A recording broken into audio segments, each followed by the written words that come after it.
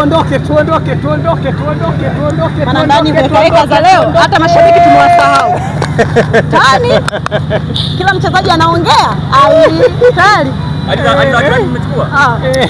Bwana kwema? Kwema kabisa, alhamdulillah, tunamshukuru Mwenyezi Mungu mwingi wa baraka na neema. Hatimaye It was late. Ijapokuwa mechi haikuwa yenye mvuto, ijapokuwa mechi haikuwa yenye yani ukakasi wa kusema hii ni dabi, ila hii ilikuwa inahitajika bora ni mpasue matoponyongo tu basi, kwa sababu imepita muda mrefu sijamfunga. Ni takriban 2023 mpaka leo ni miaka mitatu, na hizi timu kuto kufungana mwaka mmoja miaka miwili inakuwa ni muda mrefu, na hii tunasema alhamdulillah tumeshinda. Lakini katika mechi hii kwa refa huyu,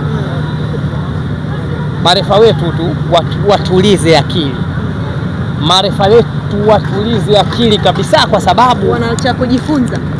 Sio cha kujifunza, kitu ambacho inachotakiwa marefa wetu wajifunze kwa huyu ni kitu hichi, ni ujasiri tu.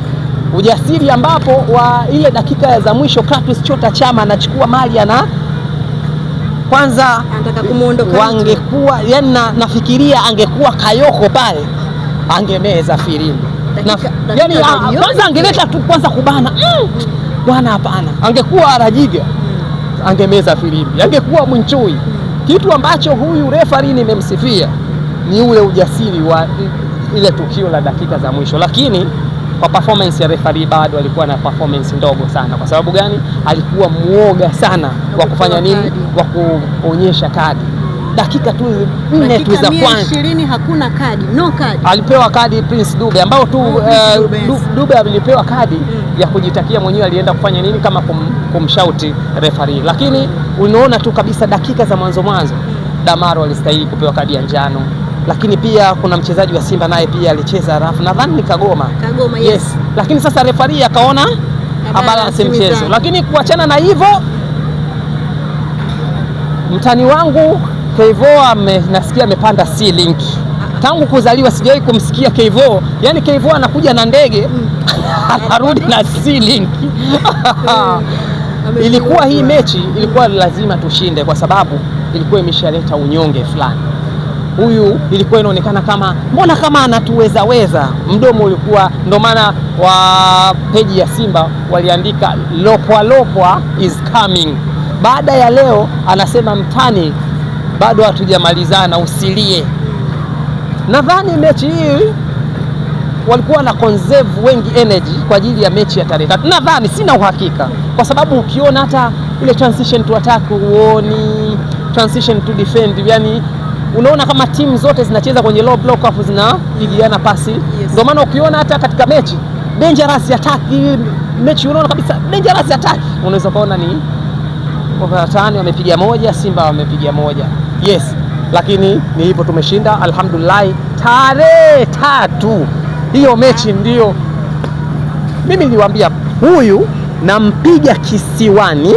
Tayari nimemaliza. Sasa hivi amekuwa sasa yeye ndo mnyapara. Naenda kumpiga bara, alafu namwambia wewe lopwa usinikimbie, njoo CRDB, usijivunje. Yani sasa hivi ninaye mechi hizi 3 na zote nataka nifanye nini? Mpige. Ili mradi kufanya nini? Kupunguza ile ule mdomo kwamba nimekufunga mara ngapi. Hapana, umeona mchezo leo ulikuwa ni nzuri, hauna useme referee amependelea nini. Sasa kikubwa tu alikuwa ni muoga wa mambo hayo. Lakini washabiki, wanachama, wapenzi, kwanza mimi ni washukuru sana, wamejitoa kwa hali na mali kuja kuisapoti Simba yao. Viongozi wameshikamana, washabiki wameshikamana.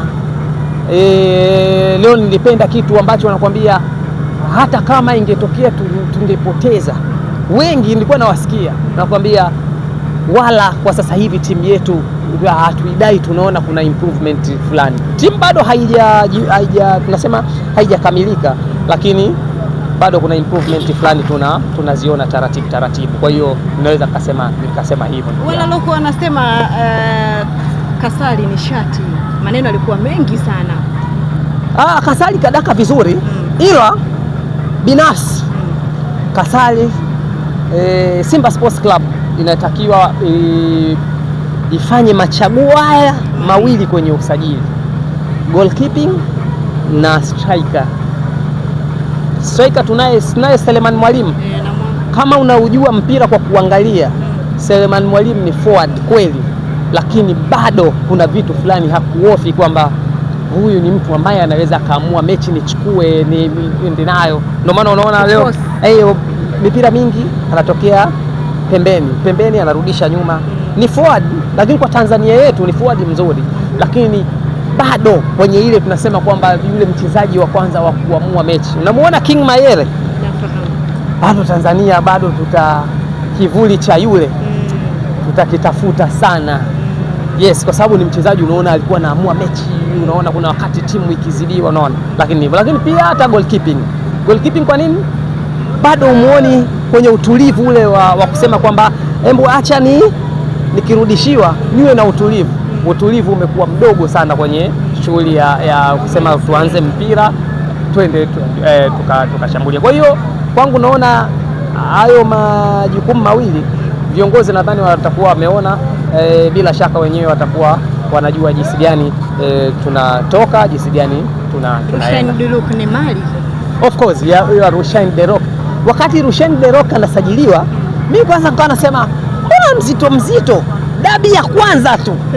Nikasema bwana, hii ni mali. Wakati mwingine jicho langu huwa halinisaliti, ila ile siku ile alini prove wrong, nikasema nilikuwa namuona mzito. Kazi kweli wameiona leo.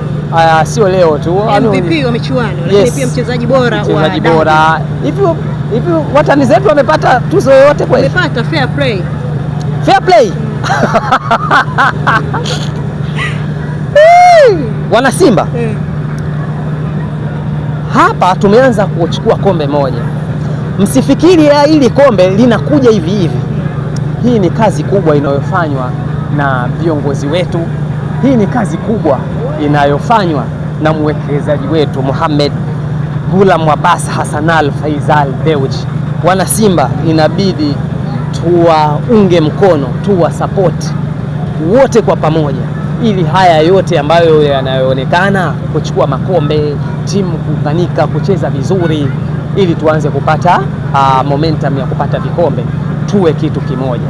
Lakini wana Simba tusikubali kugawanywa kwa watu wa maslahi yao binafsi, wanataka waingize maslahi yao binafsi ili watugawanye. Kwa hiyo nimeona kupitia media hizi niwakumbushe wana Simba, tuwasapoti wazabuni wetu, tuwasapoti viongozi wetu, na tumsapoti mwekezaji wetu Mohamed Dewji. Lakini pia pale tunapoona kama kuna jambo fulani inatakiwa turekebishe au inabidi tufanye nini?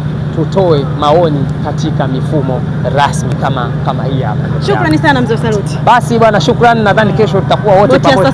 Mimi bwana nilikuwa nimekata tiketi boti ya saa 6, ila nimesikia Simba wanaondoka saa 3. Saa 6. Ahmed kasema saa 6. Basi kumbe nilikuwa na uliona mbali. Yaani ile tiketi ile ingekuwa wanaondoka saa 3, ningerudisha nyuma saa 3. Mimi ndo sitaki shangwe la bandarini pale. Mimi nalihitaji sana. Kwa hiyo